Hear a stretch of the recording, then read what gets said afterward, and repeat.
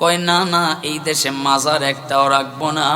এই জন্য এখন পর্যন্ত সরকার পরিবর্তনের পরে এখন পর্যন্ত 175টা মাজারে হামলা করছে সরকার। আপনার পত্রপত্রিকার হিসাব অনুযায়ী যখন বন্যা হয়ে যায় ওই বাতিলপন্থীরাই কিন্তু যারা মাজারে হামলা করে এরাই কিন্তু ডাক দিয়া কয় শাহজালালের বাংলাদেশ, শাহপরানের বাংলাদেশ, রহম করো আল্লাহ, দয়া করো আল্লাহ।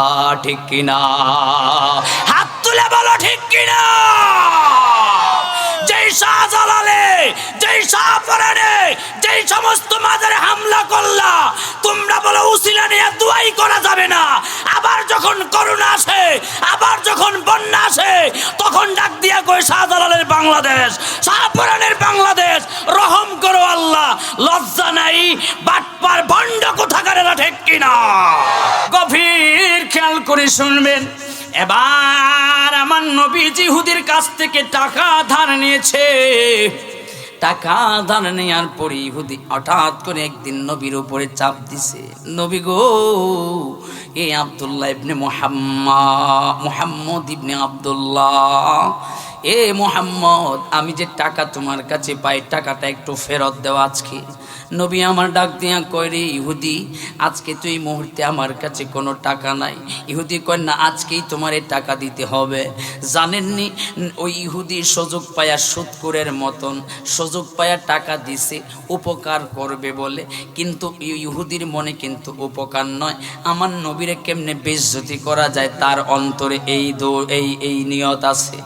আরে বাবা সিনা, আমার সমাজের কিছু মুখোশধারী মানুষ দেখবেন রে, সব সময় কেমনে জানি মানুষে আরেক মানুষে শরম দিতে চান্স খোঁজে। ঠিক কিনা কান? এরে বাবা জিনা, আমার ইহুদি আসছে নবীর পরীক্ষা করার জন্য। নবী এটা সত্যিকারের নবী কি নাকি মিথ্যা নবী নাকি ভুয়া নবী? আরে আম্মা জিরা গো, ইহুদি ডাক দিয়া কয় মুহাম্মদ দেও, টাকা দাও আমার টাকা এখনই লাগবে। নবী আমার কয় নারী ইহুদি, এই মুহূর্তে আমার কাছে টাকা নাই, আমি মুহূর্তে তোমার টাকা পরিশোধ করতে পারবো না। সাহাবাই অসংখ্য সাহাবাই কেরাম নবীর সামনে দাঁড়ানো, ডাক দিয়া বলে ও মুহাম্মদ, টাকা নিছিলা তবে দিতে পারবা না কেন? জানতে চাই কেন দিতে পারবা না? পাশে কিন্তু সাহাবীদের মধ্যে আরেকজন সাহাবী আছে স্পেশাল দাঁড়ানো, জিনার কোমরে সব সময় তরবারি থাকতো, রাঙ্গা তরবারি, আপনার খোলা তরবারি। বলেন তো সাহাবীর নামটা কি? জোরে কোন নামটা কি? বাজা নামনেরা তো ওয়াজ বুঝেন, আজকে কিন্তু 3টা বাজলেও সমস্যা আসেনি। আরে বাবা সিনামের ওমর পাশে দাঁড়ায় রইছে, দেখতেছে কি করে ইহুদি আর নবী। এবার ইহুদি ডাক দিয়া কই রে মুহাম্মদ, টাকা তোমার আজকে ফেরত দিতে হবে। আমার নবী কই মুহূর্তে আমার কাছে টাকা নাই, আজকে তো আমি দিতে পারবো না রে ইহুদি। কয় না, এখনই দিতে হবে। তর্কাতর্কির এক পর্যায়ে ইহুদি আইসা আমার নবীর এই পাঞ্জাবির কলার চাপ দিয়া ধরছে গলার মধ্যে। বলেন তো পাশে সাহাবী আছে না নাই? কেউ আগায় আসে না, কেউ আগায় আসে না, কিন্তু একজন কিন্তু ঠিক ওই আগায় আসছে। তার নাম কি? জোরে কান। যেই বেড়া বাপের কল্লা পর্যন্ত ফেলে দিছে, নবীর বিরোধিতা করবি রে, বাপ মানবো না, চাচা মানবো না, নবীর বিরুদ্ধে সমালোচনা করবি, নেতা মানবো না, খেতা মানবো না, মুরব্বি মানবো না, মাতবর মানবো না, একেবারে সাইজ করালাই কথা। বলেন ঠিক কিনা? নবীর জন্য দান দিতে রাজি আছি না না? আমার বাবা সিরারে, এবার যখন পাঞ্জাবি সহ আমার নবীরে ঘাট চেপে ধরেছে, ওমর দৌড় মাইরা দিয়া তরবারিটা হাতে নিয়া ইহুদির ঘাড়ের মধ্যে লাগায় দিছে। আল্লাহু আকবার। জোরে কন্যারে বাবা, আল্লাহু আকবার। আরেকটু আওয়াজ দিয়ে বলেন ইয়া রাসূলুল্লাহ। আমার বাবা ছিলেন ওমর যখন ওই ইহুদির ঘাড়ের মধ্যে ধরে রাখছে তলোয়ার, আমার নবীরে যখন চাপ দিয়া ধরছে, পাঞ্জাবি ভাবে চিপা দিয়া ধরছে, নবী আমার প্রতিবাদ করে না। তো যখন ওমর ওই ইহুদির গলার মধ্যে তরবারি ধরে রাখছে, তখন সময় নবী আমার প্রতিবাদ করে, লাকাদ কানা লাকুম ফি রাসূলিল্লাহি উসওয়াতুন হাসানা। আমার বাবা সিনারে, ওমর যখন ইহুদির গলার মধ্যে তরবারি ধরে রাখছে, তখন আয়েশা নবী আমার প্রতিবাদ করে, এর আগে করে না। ডাক দিয়া কই, ওমর রে, ও ওমর, ইহুদির গলা থেকে তরবারিটা সরানি, ইহুদি আমার ব্যথা পাইতাছে। ওমর আমার ডাক দিয়া কই, নবী গো, ও নবীজি, আমি ইহুদির গলার মধ্যে তরবারি ধরার কারণে ইহুদি ব্যথা পায়, এই ব্যথা বুঝি আপনার অন্তরে লাগে। নবী গো, ইহুদি যে এতক্ষণ ধরে আপনার গলার মধ্যে পাঞ্জাবির কলার সহ চাপ দিয়া ধরছে, নবী গো, আপনি বুঝি ব্যথা পান না। নবী আমার ডাক দিয়া কই, উমর রে, ওরে উমর, ইহুদি আমার কাছে টাকা পায়, ইহুদি আমারে ধইরা রাখতেই পারে। উমর রে, কিন্তু ইহুদির গলায় তরবারি ধরাটা তোমার জন্য অন্যায়। ও উমর, আমার ইহুদির গলা থেকে তুমি তরবারিটা সরায় নাও। এরে উমর, তুমি কি নবীর ভালোবাসো রে? উমর ডাক দিয়া কই, নবী গো, আমার মা বাবা এবং আমি আপনার কদম মোবারকে কুরবান। নবী গো, আপনার জানের চাইতে আরো বেশি ভালোবাসি। ওমর, যদি আমি নবীর ভালোবাসো, তাহলে ইহুদির টাকাটা তুমি পরিশোধ করে দাও। আল্লাহু আকবার, জোরে বলেন না ইয়া রাসূলুল্লাহ। যার জবান খুলবেন না, জবান কিন্তু চিরতরে বন্ধ হয়ে যাইতেও পারে, কারণ এটা বেহেশতের বাগান। বেহেশতের বাগানের ফল ফলাদি হইল সুবহানাল্লাহ, আলহামদুলিল্লাহ। এটা কিন্তু মাথায় রাখবেন রে আব্বা। আরে রতনপুরের মানুষ, এরে মাধবপুরের মানুষ, এরে হবিগঞ্জের মানুষ, শুনেন, অলিয়া উলিয়ার দেশের মানুষ, এবার আমার নবী ডাক দিয়া কয়, ওমর রে, তুমি কি নবীরে ভালোবাসো? জি গো নবী, আপনারে জানের চাইতো বেশি ভালোবাসি। ওমর রে, যদি নবীরে ভালোবাসো, তাহলে আমার পক্ষ থেকে পাওনা টাকাগুলো তুমি পরিশোধ করে দাও। আরে ইহুদি, এই পাওনা টাকাগুলো তুই নিয়ে যাই রে ইহুদি, আয় আয় আয় আমার সাথে, তুই আয়, তোর পাওনা টাকাগুলো আমি পরিশোধ করে দিয়া দেই। ইহুদি ডাক দিয়া কয়, আমি আর টাকা নেব না, আমি তোমার থেকে নিব খেজুর। কন্যা মারহাবা। আমার ওই ইহুদি জানে, নবীও জানে, ইহুদি জানে ওমরের খেজুরের বাগান আছে, ওমরের খেজুরের ব্যবসা আছে। ওই ইহুদি চালাকিটা ডাক দিয়া কই, ওমর রে, আমি টাকা নিব না, তোমার কাছ থেকে খেজুর নেব। আমার নবী ডাক দিয়া কই, ইহুদি রে, এই টাকা অনুযায়ী কত খেজুর তুমি চাও বলো। ইহুদি ডাক দিয়া কই, আমি 10 মণ খেজুর চাই। যে অল্প টাকা নবীরে দিছে, এই অল্প টাকা এত খেজুর হয় না, অনেক গুণ বেশি খেজুর চায়া দিছে। এবার ডাক দিয়া কই, নবী গো, আমি 10 মণ খেজুর চাই, 10 মণ। আমার নবী ডাক দিয়া কই, ইহুদিরে 10 মণ খেজুর তুমি দিয়া দিও। আয় রে ইহুদির বাচ্চা, আমার সাথে আয়, 10 মণ খেজুর তুই নিয়ে যাবি। প্রতিমধ্যে আমার নবী ডাক দিয়া কই, ও উমর, আরো 2 মণ খেজুর ওই ইহুদিরে তুমি বাড়ায়া দিবা। নবী আমার 10 মণ খেজুর টাকার বদলে দিলাম পরিশোধ কইরা, কিন্তু আরো 2 মণ খেজুর কেন গো নবী বুঝলাম না। আমার নবী ডাক দিয়া কই, উমর রে, তুমি যে ইহুদির গলার মধ্যে তরবারি ধরছিলা, এই তরবারি ধরার কারণে ইহুদি ব্যথা পাইছে, এই ব্যথা পরিশোধের জন্য আরো 2 মণ খেজুর। আল্লাহু আকবার। আর আমগো দেশে যদি কেউ টাকা পায়, যেই বেডা টাকা ধার দিছে এই বেডা থাকে নরমাল, আর যেই বেডা টাকা ফেরত দিবে, যেটা টাকা ধার নিছে এইটা থাকে গলা উষা, ঠিক কিনা গান? এই জন্যই বুঝি আমগো দেশে এই প্রবাদটা চালু হয়ে গেছে, সুরের মায়ের বড়। কথা কয় না? বাস্তবেই তো মিল দেখলাম, কিন্তু আমার নবীর বেলায় এটা নাই, নবীর বেলায় এটা নাই। কারণ আল্লাহ তো কয়া দিছে, লাকাদ কানা লাকুম ফি রাসূলিল্লাহি উসওয়াতুন হাসানা। আল্লাহ তো কয়া দিছে, কুল ইন কুনতুম তুহিব্বুনাল্লাহ ফাত্তাবিউনি ইউহিব্বুকুমুল্লাহ। আল্লাহ বলছে রে, এই উত্তম আদর্শ যদি দেখতে চাও, কোথাও কিছু দরকার নাই, তোমরা নবীর মধ্যে উত্তম আদর্শ আছে, এর চাইতে উত্তম আদর্শ আর কোথাও নাই। নবীর আদর্শরে তোমরা ফলো করো।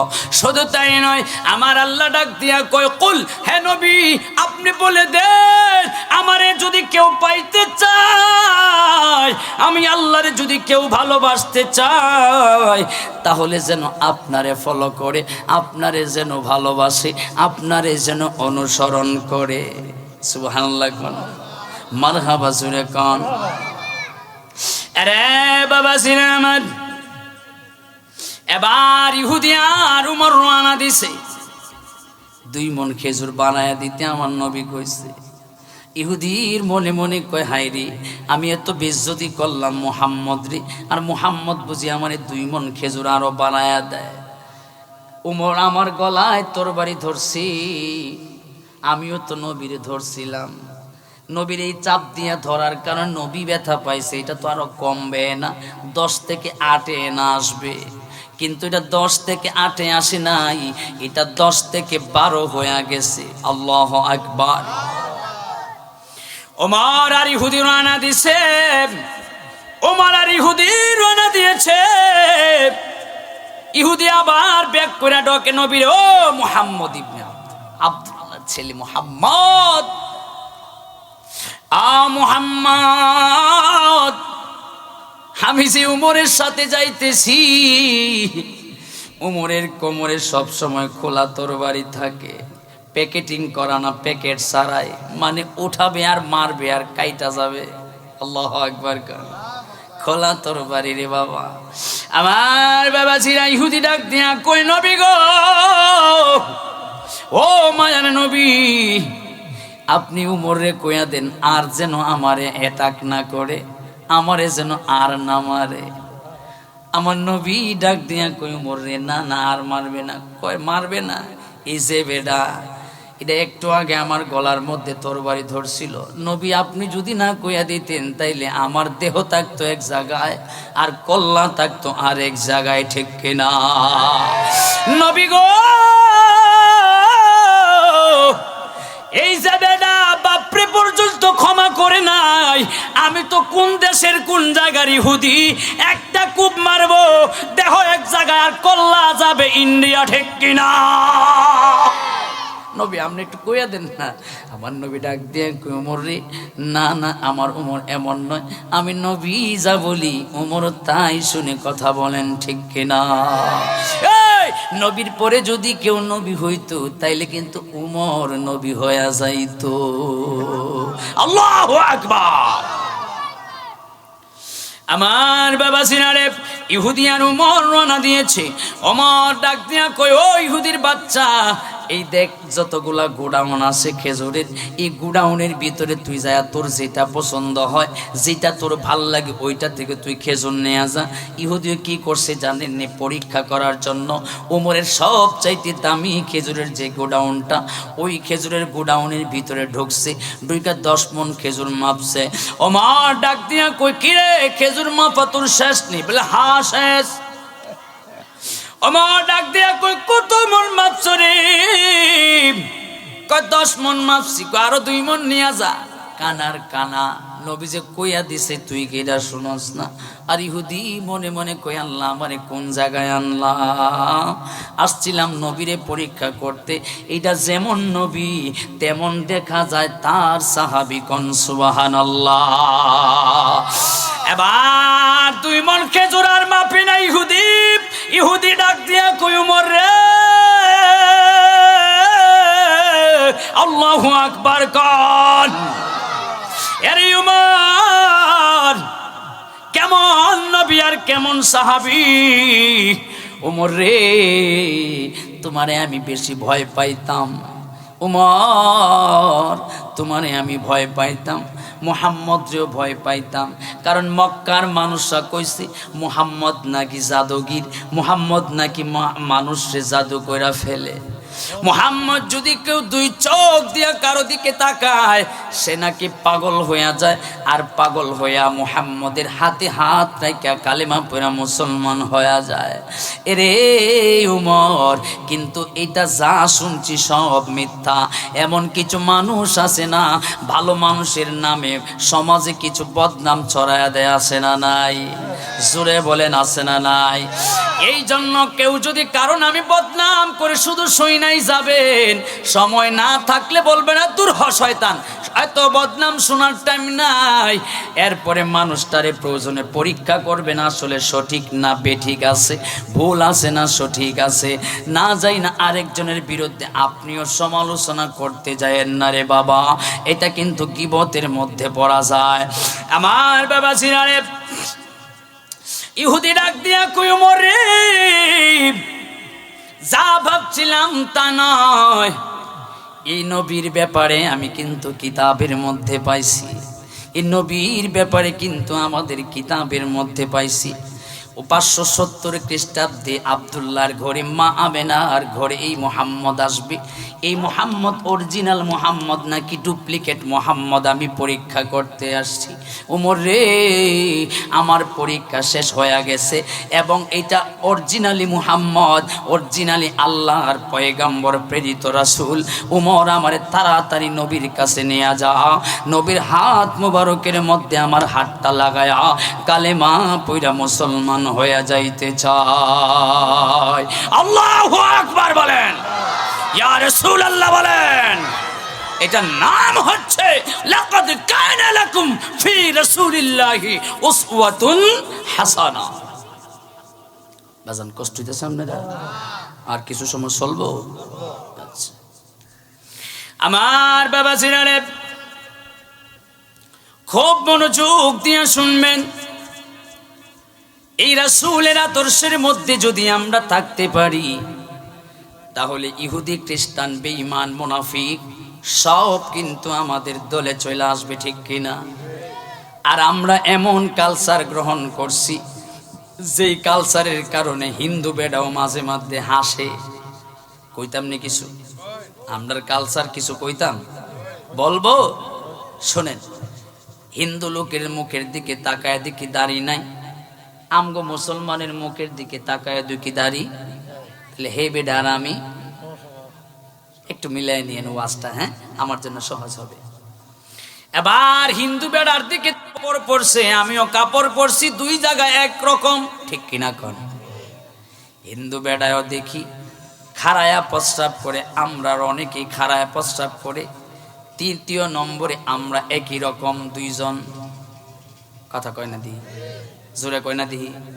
ও কারো কারো উপরে লাগে যেতে পারে, এই জন্য মনে হয় বন্ধ রাখছে নাকি? সদা সত্য কথা বলবেন, কোনো ভয় নাই, ঠিক কিনা? এমন হতে পারে আজকের বয়ানের পরে আল্লাহ রাব্বুল আলামিন নিয়ত যদি অন্তরে থাকে, তাহলে আপনি আমারে আল্লাহ হেদায়েত দিতে পারে কি পারে না? জোরে কোন পারে কি পারে না? হিন্দু বেটার দিকে তাকায় দেখলাম তিনটা জিনিসে আমার সাথে মিল আছে, আছে না নাই? এবার হিন্দু বেটাও দেখি গান বাজনা করে নাচানাচি করে, আমরার মধ্যেও আছে না নাই? তাহলে চতুর্থ নাম্বারেও তার সাথে মিল আছে, কথা কয় না? হিন্দু বেটাও দেখি, বিধর্মী বেটাও দেখি, খারাপ কাজ করে, মিথ্যা কথা বলে, সুদের লেনা দেনা করে, আমাদের মধ্যেও আছে না নাই? তাহলে 5 নম্বরেও তাদের সাথে আমরা মিলা গেছে। তাহলে মুসলমানটার কোন জায়গায় হইলাম? আরে বাবা সিনা আমার, গভীর মনোযোগ দিয়ে শুনবেন। হিন্দু বেটা বিধর্মী বেটাও দেখছি পূজা করে, সেজদা মারে। আমাদের মধ্যে কিছু ভণ্ড বাটপার আছে, এরাও মাজারে যায় ভণ্ডমি করে, সেজদা মারে, আছে না নাই? জোরে কোন আছে না নাই? তাইলে 6 নম্বরে আমরা এক হয়ে গেলাম। 6 নম্বরে এক হয়ে গেলাম। আসেন আর একটু সামনের দিকে যাই, মিলাইয়া নিয়ে ওয়াজগুলা। 7 নম্বরে যদি দেখি, হেও নামাজ পড়ে না, আমরাও নামাজ পড়ি না। 7 নম্বরেও তার সাথে আমার মিলা গেছে। কত আর মিলাই মোরে বাবা, মিলাইতে গেলে সব তার কাছে মিলা যায়, কিন্তু একটা জিনিসের সাথে আমরার মিলে না। বুঝছেন কোনটা? খালি আগা কাটাটা মিলে না। বেয়াদবি মাফ করবেন বাজান, বোঝানোর স্বার্থে কইতেই হতো। খালি হেডটা না কাটার আমগরটা কাটা, কথা কয় না? জোরে কয় না? অদ্দুরই পার্থক্য আমগর, আর নতুবা হের সাথে আমরা সব মিল আছে। কথা বলেন না কেন? এই কাটা না কাটা দিয়া মুসলমান পরিচয় দিবা কেমনে? আল্লাহ বলেন, ইয়া আইয়ুহাল্লাযীনা আমানুত্তাকুল্লাহ হাক্কা তুকাতিহি ওয়া লা তামুতুন্না ইল্লা ওয়া আনতুম মুসলিমুন।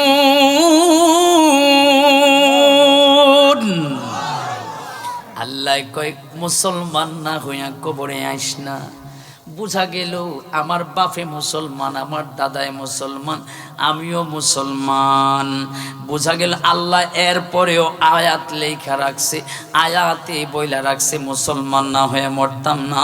বুঝা গেল এখনো পর্যন্ত আমরা খাঁটি ইমানদার মুসলমান হইতে পারি নাই, ঠিক কিনা? তাহলে হিন্দু বেড়ার সাথে বিধর্মীদের সাথে যত পার্থক্য আছে সবগুলা একদম একেবারে মুছা ফেলতে হবে, ঠিক কিনা বলেন? তখনই সে বিধর্মী, হিন্দু, খ্রিস্টান, বৌদ্ধ, আর তখনই আমি হলাম প্রকৃত মুসলমান, ঠিক কিনা? আমার বাবা জিয়ারে গভীর খেয়াল করে শুনবেন। রাসূলের আদর্শের মধ্যে যদি থাকেন, তাইলে কিন্তু আপনার আমার কোনো আযাব, গজব, বিপদ কিচ্ছুতে আম করে লাগাল পাবে না রে বাবা।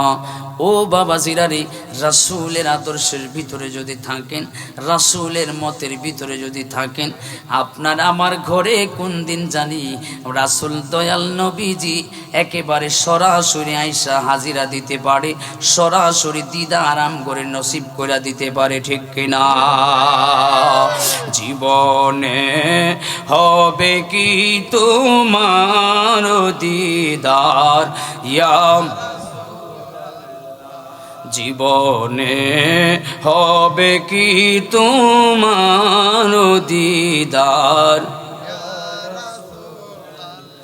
জাহানের যেই দিকে তাকাই দরদি, আর তো কেহ নাই দরদি, আর তো কেহ নাই।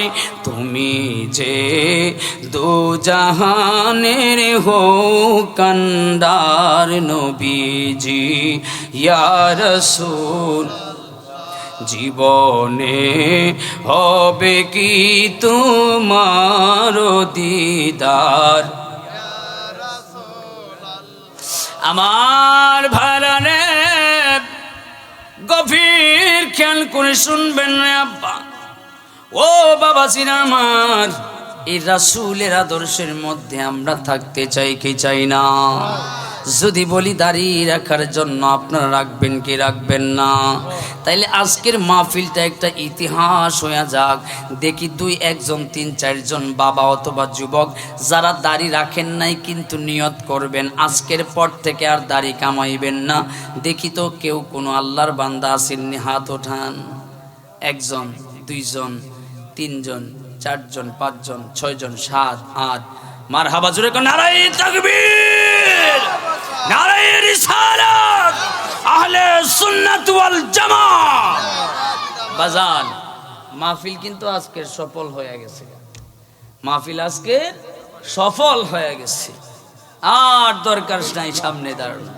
আজকের এই মাহফিল থেকে প্রায় 10 থেকে 12 জন ভাই আমার যুবক, একদম যুবক, যারা নাকি আগে দাড়ি হয়তো কামাইতো কিন্তু এখন থেকে আর দাড়িতে খোর লাগাবে না। আল্লাহ এর উসিলা করে মাফ করতে পারে কি পারে না? আরে বাবা আমার এই সুন্নাত নিয়ে যদি রাসূলের আদর্শ নিয়ে যদি কবরে যেতে পারি, এই কবরে নিয়ে গেলে এটার কত মূল্যবান দেখেন, দুনিয়ায় কত মূল্য দেখেন। বাজানরারে আমার, আমি যখন সামাজিক কোনো অনুষ্ঠানে গ্রামের বাড়িতে যাই, দেখা যায় অনেক সময় আমারে আগায়া চেয়ার দেয়, কিন্তু আমার পাশে বসা বড় ভাই চাচা আছে চেয়ার দেয় না। কথা কয় না? এমন হয় কি হয় না? এখন দেখছি ইদানিং আমার এক বড় ভাই কই কি তারি দাড়ি রাখা শুরু করবো, সত্যি সত্যি দাড়ি রাখা শুরু করছে। কয় আর পারি না, সুয়াইবির যন্ত্রণায় হেরে আমারে থুইয়া হেরে শুধু খালি চেয়ার দেয়। কথা কি বুঝেন? রাসূলের আদর্শের দাম এই দুনিয়ায় আছে, আখিরাতেও আছে না নাই? আমার বাবা জিনারে গভীর খেয়াল করে শুনবেন রে আব্বা। এই জন্য রাসূলের আদর্শের দাম, সুন্নাতের দাম কবরে কেমন করা আল্লাহ রাব্বুল আলামিন নিষেধ করবেন ফেরেশতারারে, আমার যে বান্দার মুখের মধ্যে দাঁড়িয়ে আছে আল্লাহর রাসূলের আদর্শ আছে, ফেরেশতারারে এই মুখের মধ্যে কোনো সময় টাচ করবা না, এই মুখের মধ্যে কোনো সময় আঘাত করবা না। আরে বাবা জিনা আমার, কোন ইবাদত যদি আল্লাহর কাছে আপনার এন্ট্রি নাও থাকে, আপনি যদি জাহান্নামীও হয়ে যান, আর যদি আপনার এই মুখের মধ্যে আল্লাহর রাসূলের সুন্নাত দাড়ি থাকে, তবে দাড়ি কাটিং কুটিং করে রাখলে কিন্তু আবার হইতো না, এক মুষ্টি লম্বা হইতে হইব, কারণ সুন্নাত অনুযায়ী হইতে হবে। এই সুন্নাত নিয়ে যদি আপনি কবরের ভিতরে যান, আল্লাহর রাসূলের এই সুন্নাতের কারণে, দাড়ির কারণে আল্লাহ রাব্বুল আলামিন আপনারে আমারে জাহান্নামী থেকে জান্নাতি বানায় দিতে পারে, ঠিক কিনা? এই জন্য রাসূলের আদর্শ, রাসূলের এই সুন্নাতের দাম আছে না নাই? আমার বাবা জিয়ারে, আমার যুবকের দল, শুনো রে, যদি তোমরা রাসূলের আদর্শ গ্রহণ করতে পারো, অনেকে এরকম নিয়ত করে যে দাড়ি যদি রাখি একটু বয়স্ক বয়স্ক লাগে। আচ্ছা বলেন তো, আমি একটা প্রশ্ন আজকের এই মাঠে ছেড়ে দিতে চাই, বলেন তো আমার বয়স কত হতে পারে? বলেন, হ্যাঁ এদিক থেকে বলেন কত? 30। আর এদিকে কত বলছে? 35। আর এদিক থেকেও বলবেন কত হইতে পারে, আন্দাজ করে কইেন কিন্তু। হ্যাঁ এবার তগরটা রাখবে, তোরা যে ভাই লেখবি তো তোদের কাছে নেলামায় রেবে। কত? 40, 35, 36। একজন বলছে সঠিক, ওইদিকে 28 কে বললো জানেন? 28 কে বলছে? হ্যাঁ ওই যে লেগে গেছে গা। দাড়িতে কি আমারে বুড়া লাগে? হ্যাঁ বুড়া লাগতেছে। অনেক যুবক মনে করে দাড়ি রাখলে মনে হয় সুন্দর বউ পাবো না, ওয়েস্টার্ন কালচারের বউ আমাকে পছন্দ করবে না। আর এই ওয়েস্টার্ন কালচারের বউ খুঁজো না, গার্লফ্রেন্ড, তাই তো? এই দেখেন কমন পড়ছে ওয়াজ, ওয়াজ কমন পড়ছে, গার্লফ্রেন্ড খোঁজে। কি ফ্রেন্ড? গার্লফ্রেন্ড। আহা, সত্যিকারের গার্লফ্রেন্ড হচ্ছে তোমার বউ। কার বউ? জোরে বলেন, কার বউ? তোমার বউ। এ কয় নাই। বাবা রে, তোর বাবার নাম্বারটা আমারে দিয়া যা, আমি তোর বাপরে কই তোরে বিয়ে করাই তো তাড়াতাড়ি। এই যুবক মনে করেছে দাড়ি রাখলে মনে হয় সুন্দরী বউ পাবে না। জানগা মনে হয় ওয়াজ কি বুঝে পড়তেছে না? হ্যাঁ, তো 2-4 জন যাইতেছে গাদি, ও সাড়া খাই তুছে। এ বাসান আমার, তাইলে কোন দিক থেকে কোন দিকে চলে গেলাম? রাসূলের আদর্শ। এই যুবক, খোঁজ নিয়ে দেখো, যাদের জবান মুখে দাঁড়িয়ে আছে তাদের বউ সুন্দর নাকি দাড়ি যাদের নাই তাদের বউ সুন্দর? খোঁজ লাগায় দেখো, নিশ্চিত পরীক্ষায় তুমি ফেল করবা। যাদের মুখে দাড়ি নাই তাদের বউয়ের চাইতে যাদের মুখে দাড়ি আছে তাদের বউ বেশি সুন্দর। কথা বলেন ঠিক কিনা? ওয়েস্টার্ন কালচারের বউ। আরে যুবকের দল, ইউসুফ নবী আলাইহিস সালাতু ওয়াস সালামের মুখে দাড়ি আছিল কি ছিল না? আহা, ইউসুফ নবীর জন্য মিশরের সব মহিলারা কিন্তু পাগল ছিল, ঠিক কিনা? এই দেশে আজহারি তাহিরির জন্য মহিলারা পাগল কি পাগল না? জুড়ে বলেন। এক একজন মহিলা এসে দেখি ইউটিউবে বক্তব্য দেয়, টেলিভিশনে বক্তব্য দেয়, কয় আমি আজহারির পাগল, আমি তাহিরির পাগল, ঠিক কিনা? এই জন্য দাড়ি রাখার দরকার আছে না নাই? আরে বাবা, 2 নম্বরে যদি বলি নামাজ কেন পড়েন না? আল্লাহর রাসূলের আদর্শের মধ্যে নামাজ আছে না নাই? আল্লাহর রাসূলের চরিত্রের মধ্যে নামাজ আছে না নাই? যদি থাইকা থাকে কেন নামাজ আপনি পড়েন না? বিয়ে শাদিতে যখন খোঁজ খবর লাগায় তখন কিন্তু ডাক দিয়া কয়, আয়া মুরব্বী একজনকে গ্রামে ধরে কয়, আপনার এই কি ছেলেটা অমুক বাড়ির অমুক বংশের, ভালো নি? ভালোই। এখন খুঁজলিয়ে নিয়ে দেখা গেছে পোলা নামাজ পড়ে না, হক্ত হে কি ভালা? কথা কয় না। তা আপনি যে সাক্ষী দিলেন পোলা ভালা, কোন দিক থেকে সাক্ষী দিলেন আমারে কোন? ভালা বলতে কি বুঝাইছেন আপনি? নামাজ যে যুবক পড়ে না সে কখনো ভালো হইতে কি পারে? না না না, কখনো হইতে পারে না। যেই মেয়ে পর্দা করে না ওই মেয়ে কখনো পর্দাশীল ভালো মেয়ে হতে পারে না, ঠিক কিনা? আল্লাহ বলেছেন, ওয়াকরনা ফি বুয়ুতিকুন্না ওয়ালা তাবাররাজনা তাবাররুজাল জাহিলিয়াতিল উলা। আল্লাহ বলেছেন এইভাবে জাহিলিয়া যুগের মহিলাদের মতো বেপর্দা উলঙ্গ অর্ধ উলঙ্গ হয়ে তোমরা বের হয় না।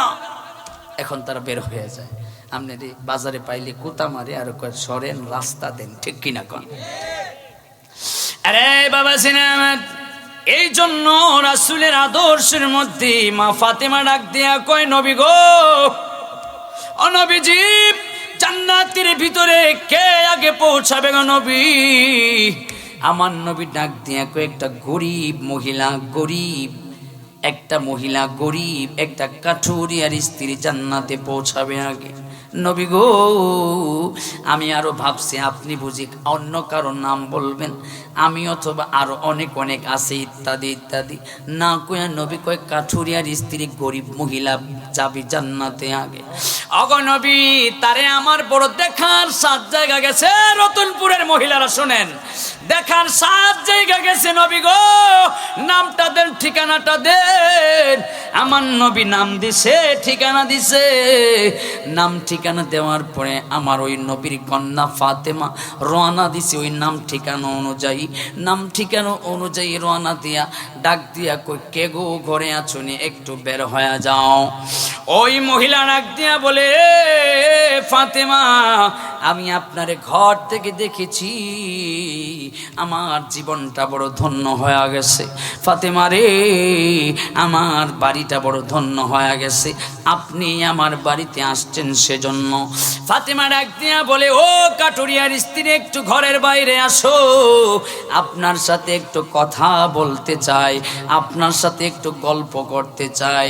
কাঠুরিয়ার স্ত্রী ডাক দিয়া বলে ও ফাতেমা আমি আপনার সাথে দুঃখ প্রকাশ করছি, আমি আপনার সাথে দেখা করতে পারবো না রে ফাতেমা। ফাতেমা কয় কি জন্য দেখা করতে পারবেন না? এই জন্য পারবো না, আপনার সাথে দেখা করার জন্য আমার স্বামী থেকে কোনো অনুমতি আমি নেই না।